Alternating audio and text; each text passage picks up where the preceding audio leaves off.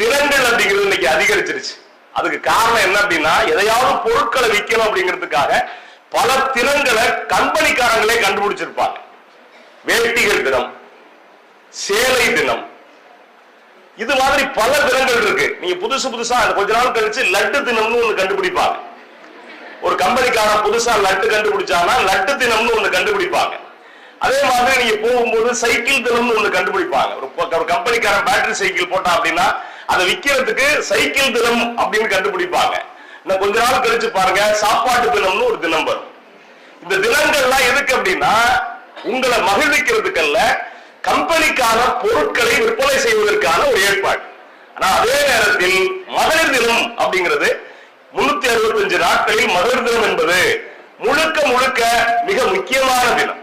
ஏன் மற்ற தினங்களுக்கும் மகளிர் தினங்களுக்கு என்ன வித்தியாசம் அப்படின்னா, அதாவது கண்கள் இரண்டினில் ஒன்றை குத்தி காட்சி கெடுத்துடலாமா அப்படின்பா பாரதி. என்ன அப்படின்னா, ஆணுக்கு பெண் இழைப்பிள்ளை கான் என்று கும்மி அடிப்பா. ஆணுக்கு பெண் இழைப்பிள்ளைங்கிறத விட என்னை கேட்டா ஆணை விட பெண் ஒருபடி மேல அப்படின்னு சொல்லலாம். முதல்வர் கோச்சுக்க மாட்டார் அப்படின்னு நினைக்கிறேன். ஆமா, ஏன்னா பெரும்பாலும் மகளிர் தினத்துல பெண்கள் தான் பேசுவாங்க. ஆமா, அதையும் தாண்டி ஒரு ஆணை அழைச்சிருக்கிறதுக்கு மிக்க நன்றி. ஏன் வந்துட்டு ஆணை விட பெண் ஒருபடி மேல அப்படின்னு நான் சொல்றேன் அப்படின்னா, இயற்கையிலே ஆணை விட பெண் வந்துட்டு கருவுல 10 நாள் அதிகம். பெண் ஒரு குழந்தை எத்தனை நாள் கருவுல சொல்லுங்க பாப்போம். 10 மாசம், 9 மாசம், 9 வாரம், 9 மாசமும் 1 வாரமா? சரி, கணக்கு சரி சரி, பரவாயில்ல.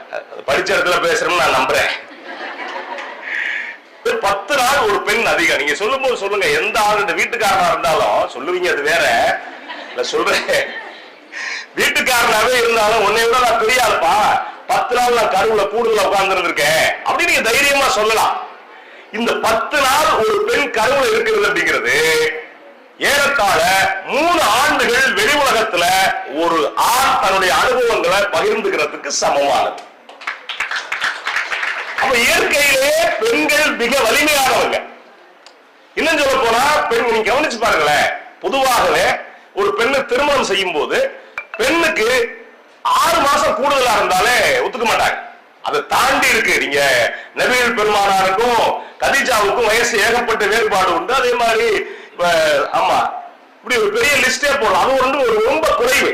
ஆனா அதே நேரத்துல ஒரு ஆணுக்கும் பெண்ணுக்கும் ஒரு சராசரியா ஒரு ஆணுக்கு 25 வயசு அப்படி இல்ல, ஆணுக்கு ஒரு 30 வயசு அப்படின்னா பெண்ணுக்கு 25 வயசு.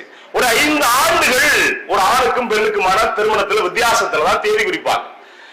ஆனா நல்லா கவனிச்சு பாருங்க, ஆணை விட பெண் 5 வயசு கூட இல்ல ஆம்பளை.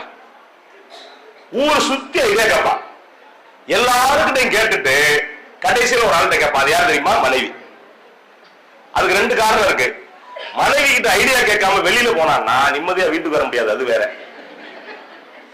அதையும் தாண்டி இன்னொன்னு இருக்கு. ஏன் அப்படின்னா, மனைவி அப்படின்னு சொல்லக்கூடியவ எல்லாரும் சொல்லக்கூடிய முடிவை விட தன்னுடைய கணவனுக்கு இன்னும் சிறப்பான முடிவை சொல்லக்கூடியவ அப்படிங்கிறதுனாலதான் ஒரு ஆண் வந்து எத்தனை பேர்கிட்ட கேட்டாலும் கடைசியில மனைவி கிட்ட கேட்டதான் ஒரு தூக்கம் வரும். மனைவிக்கும் இவன் கேட்காம போனான்னா சும்மா விட்டுற மாட்டாங்க. இது ஒரு சின்ன கதை கூட கொண்டு. என்ன அப்படின்னா, ஒரு அந்த காலத்து கதைன்னா கதையை நம்ம கதையா பார்க்கணுமே ஒழிய கதையோ புராணத்தையோ நிஜம்னு நம்பிடக்கூடாது. அது ரொம்ப முக்கியமானது.